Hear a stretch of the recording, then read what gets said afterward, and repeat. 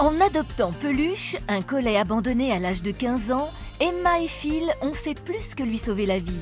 Ils l'ont métamorphosé. C'est un chien super maintenant, au lieu d'un chien qui était franchement au bout de sa vie, je pense.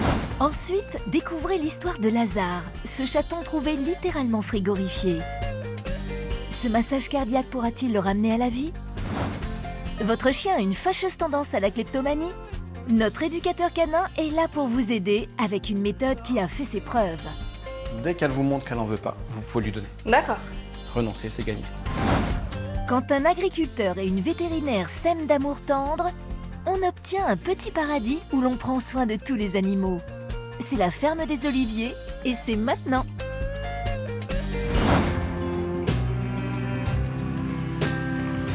Chaque jour, dès 7 h du matin, Olivier est au volant de son tracteur. 2 heures plus tard, de retour à la maison, toute la famille l'attend pour le petit déjeuner. À la ferme des Oliviers, un morceau de pain ne traîne jamais bien longtemps. Tous les animaux de la maisonnée sont des rescapés. Parmi eux, Peter, un âne qui a été élevé au biberon.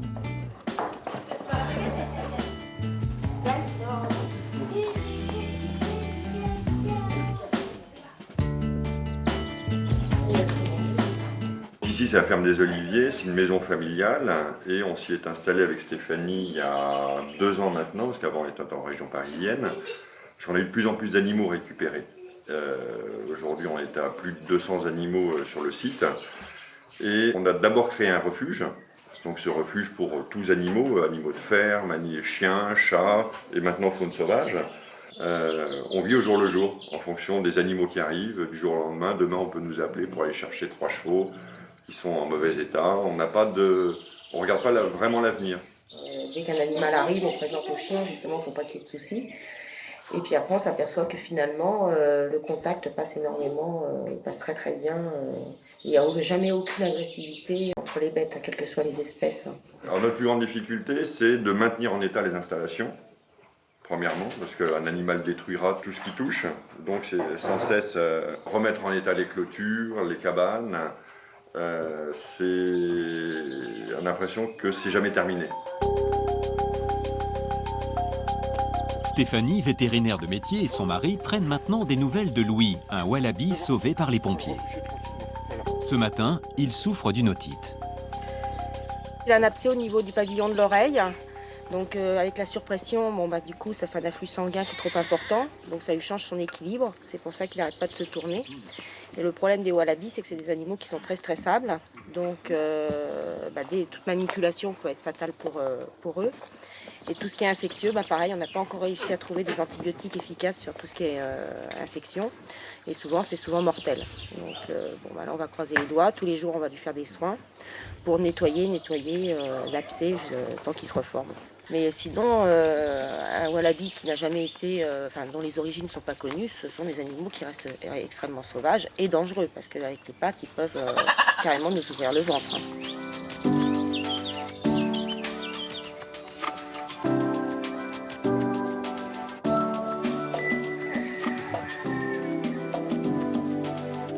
À présent, il faut s'occuper des tout-petits, toujours affamés, mais qui ont trouvé là 2 nouvelles mamans.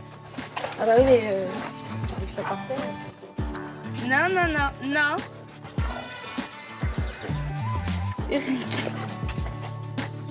Tout le monde a faim en même temps, et il faut parfois jouer des coudes pour préserver la ration de Bambi et Sacha.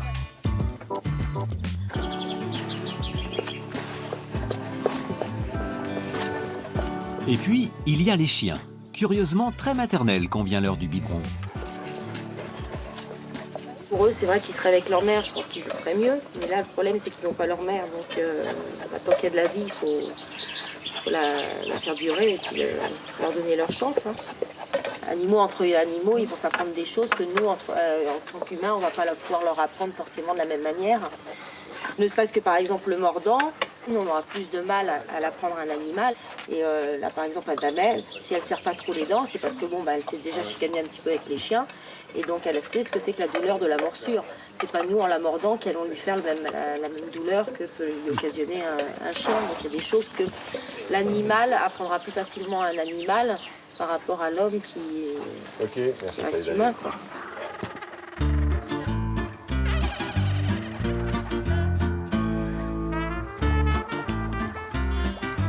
Ici, les animaux sont libres et entre de bonnes mains. Depuis quelques mois, le couple dispose de l'agrément refuge et centre de soins destiné à la faune sauvage.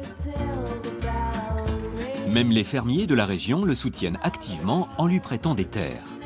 Ainsi, les lamas ont une vaste prairie rien que pour eux. 1, 2, 3, 4, 5. Allez, allez. Une centaine de chèvres et de chevaux sauvés de l'abattoir ont ici trouvé le bonheur. La plupart ont un passé douloureux. C'est le cas de Guy, le yak. On a vu une annonce sur Internet et quand on est allé récupérer, il était à la chaîne. Ce petit, il était sympa et quand les cornes ont commencé à pousser, il s'est mis à charger. Donc les gens en ont eu peur, ils l'ont enchaîné. Donc on a été obligé. Il avait même un gros anneau dans le nez qui l'empêchait de manger, parce qu'il avait déformé la mâchoire. Donc on l'a récupéré, on l'a ramené avec un vent et après on l'a remis en état, on a coupé l'anneau avec un coup de boulon. Alors il était manipulable jusqu'à ses 1 an à peu près, 1 an et demi. Puis là c'est devenu un peu plus compliqué. Allez, criquette. Ah, là on ne peut pas toutes les sauver ces animaux de ferme, mais au moins si on peut en récupérer quelques-unes, si chacun le faisait un peu de temps en temps, ça irait mieux. Alors, au début on ne pouvait pas les approcher du tout, elle c'est la moins sauvage. Après c'est une question de patience, de confiance, de mise en confiance. Ah, t'as adopté. Tu vas repartir avec une fiancée. Aramis!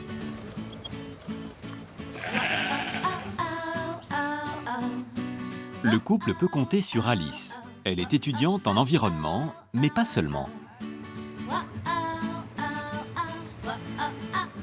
Alors moi je suis une cousine de Olivier, donc je viens l'aider pendant les vacances, quand j'ai du temps, je viens l'aider à soigner les animaux parce que je suis passionnée comme lui et sa femme par les animaux, donc je viens m'occuper, les nourrir et me faire plaisir aussi puisque c'est une de mes passions. Mes projets ce serait de monter un centre de randonnée équestre et puis pourquoi pas aussi une ferme pédagogique à côté avec des animaux, sauver des animaux également qui en ont besoin parce qu'il y en a beaucoup, des animaux dont les propriétaires ne s'occupent pas. Donc ça c'est un rêve parce qu'il faut les moyens, il faut les bâtiments, les structures. Donc un projet futur.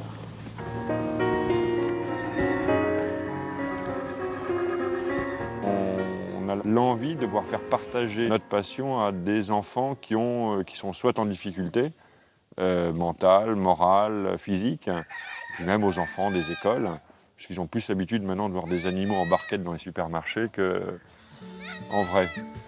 Ah oui, vous allez rentrer dans le parc et on va brosser les poneys. Moi, je prends pas le petit, hein. Ah, tu prends ce qu'on te dit, Lulu Castagnette. Allez-y. Allez-y. Allez. Moi, c'est pour les cheveux. Eh oui, c'est pour tout. Les cheveux, tous les poils, je veux que ça brille. N'attrape pas la queue, Lulu. Viens. Voilà. Bah, tiens, occupe-toi d'elle, voilà. Ah ouais, une petite blessure. Hop, on enlève. C'est soigné. J'en ai dans la... Dans la sellerie, Ouais. c'est crémal. Hein. Ouais. Allez, on peut le brosser. Vas-y. Ça, lui, c'est sportif, mais tu peux y aller. Ah. T'as vu, il est en train de perdre son duvet. C'est beaucoup de travail, mais en même temps, on avance. Et c'est vrai que quand on n'est pas là, on n'a qu'une seule envie, c'est de revenir.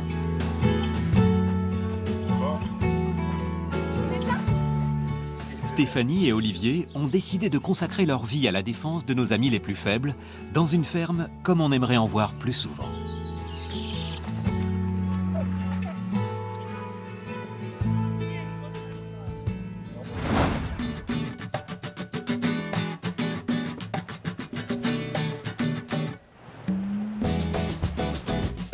Depuis l'arrivée de Laïka dans la maison, Gwendoline, sa maîtresse, est obligée de rester toujours vigilante. Avec cette très jeune chienne, il ne faut rien laisser traîner.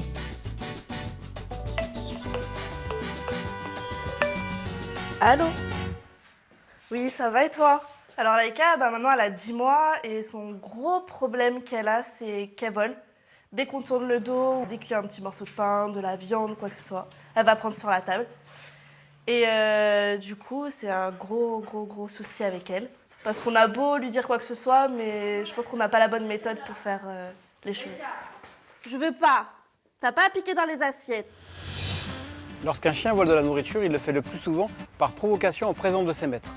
Cela peut avoir plusieurs raisons, par faim, par manque d'attention ou par dominance. Allons voir le cas de Laïka.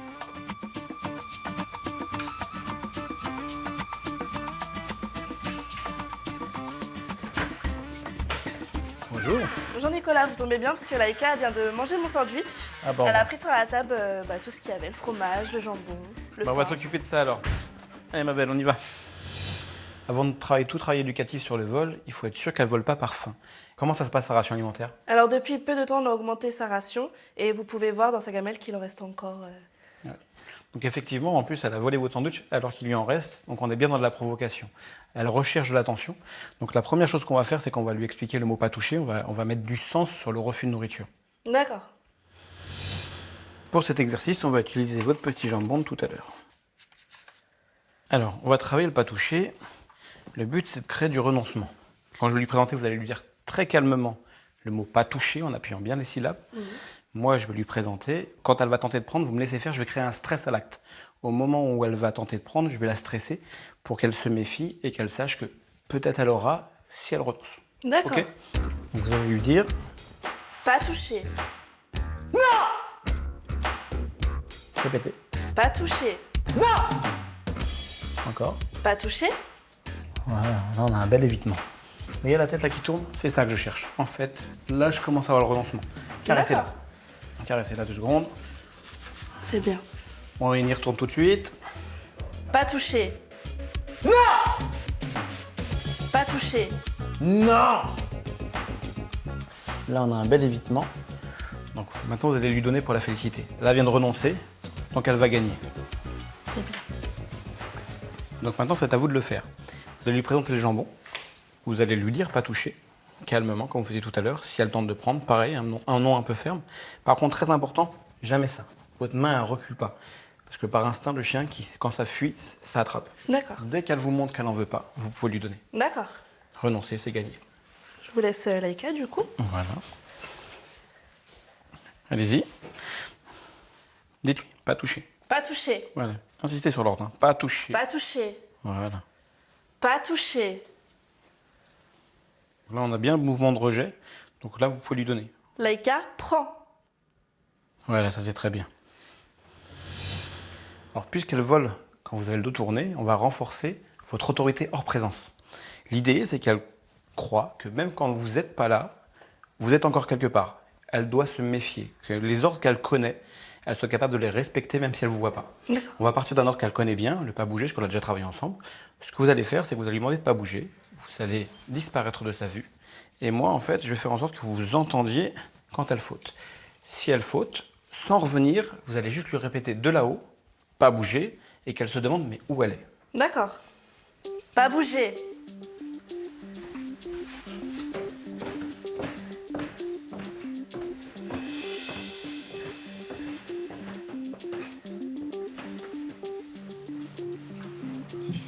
Pas bouger. Pas bouger. Vous pouvez redescendre. Voilà, c'est très bien, vous allez pouvoir l'appeler quand vous allez arriver. Et là, on vient de renforcer votre autorité hors présence, appelez-la. Laïka, viens. On vient de renforcer en fait votre autorité hors présence. Elle doit bien comprendre que même si vous n'êtes pas là, ce que vous avez demandé doit être respecté. Et donc vous allez pouvoir, une fois que le pas touché sera bien acquis, refaire la même chose afin qu'elle ne vole plus. En complément, moi je vous conseille de piéger. On va prendre le paquet de jambon qu'elle a attaqué tout à l'heure. On va venir mettre des tout petits bouts de jambon, juste pour qu'il y ait un tout petit peu le goût. Je vais rajouter à ça une sauce piquante. Et je ne vais pas lésiner dessus. Elle va avoir chaud à la gueule, quoi. C'est le but. On va la laisser seule et on va espérer qu'elle vole. D'accord.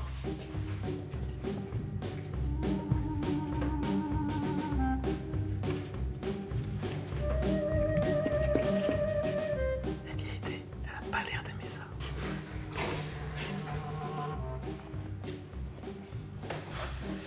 Alors vous voyez, en associant piège et éducation, on devrait avoir des résultats très rapides avec Laika. Dans certains contextes, ça ne suffit pas. Certains chiens qui présentent des problèmes de placement hiérarchique, le chien veut juste être le dominant de la maison. Et dans ce cas-là, il va falloir une éducation beaucoup plus poussée. Mais ça ne devrait pas être le cas du tout pour Laika. Oh bah alors, c'était pas bon, hein, ma pauvre. Ah oui. Ah oui. Bon bah Gwendoline, il reste un petit peu de travail. On va se revoir bientôt. Avec plaisir, et puis j'espère que ça va aller par la suite, et merci beaucoup en tout cas. Il n'y a pas de problème. Au revoir.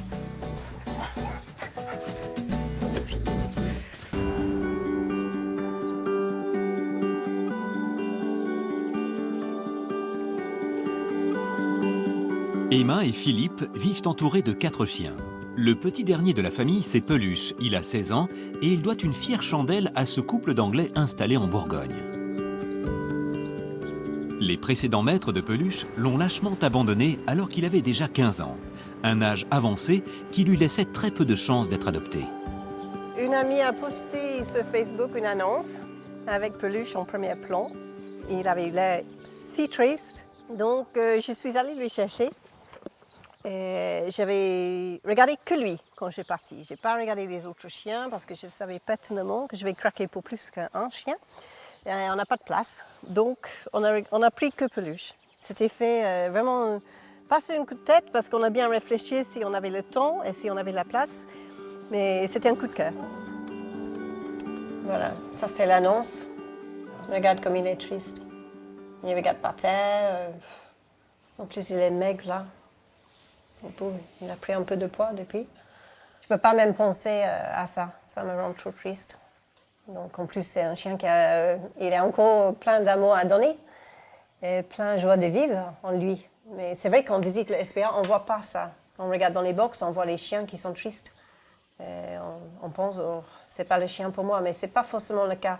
Il faut voir plus loin que ça et peut-être sauter le chien, jouer un peu avec pour voir comment le chien change. Peluche a mis 1 semaine à s'adapter à sa nouvelle maison et à ses nouveaux compagnons. C'est le lit qu'on a acheté exprès pour lui, mais c'est Skittles qui a décidé, super lit, donc il passe son temps dedans. Et de temps en temps, il laisse Peluche manger aussi. Ils sont souvent ensemble, ils passent toute la journée ensemble normalement. J'ai jamais vu ni l'un ni l'autre vraiment faire la tête, ni les griffes, heureusement. Donc, mais comme on voit, il est super gentil, le chat là. On peut faire n'importe quoi, il bouge pas.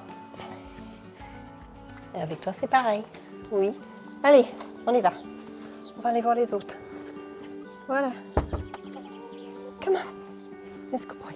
Voilà, là, il y a les 4 chiens. Donc, le seul mâle qui habite dehors, c'est Flamme. Il y a Châtaigne, Juna et Pépère Peluche. Ça met un peu plus d'ambiance dans l'intérieur de la maison. C'est sympa. Et puis, vous regardez comment il est bien, comment il est heureux. Et puis, il s'entend tellement bien avec les autres. Sans souci. On n'a jamais eu une bagarre entre les 4. Et même avec les poules, on n'a pas de souci. Les chiens, ils les laissent vivre leur vie. Il y a beaucoup moins d'éducation à faire, c'est sûr. Il ne détruit absolument rien, il ne touche pas les choses qui ne sont pas à lui. Donc, il n'a pas la même crainte qu'on prend un chien plus jeune, c'est sûr. Et puis, Peluche, il commence à comprendre quelques mots en anglais. Même à quelques années, on peut apprendre une autre langue. Come here. Mais bon, il faut bien le dire bien haute, voix haute.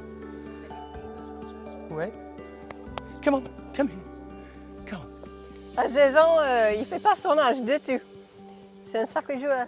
La première visite chez le vétérinaire, il nous a rassuré qu'il était en bonne santé. Hein. Avec un cœur super bien, apparemment. Ouais. Il a le fait qu'il ne va pas être avec nous une éternité. Donc il faut accepter que bon, ça va peut-être briser nos cœurs quand il part.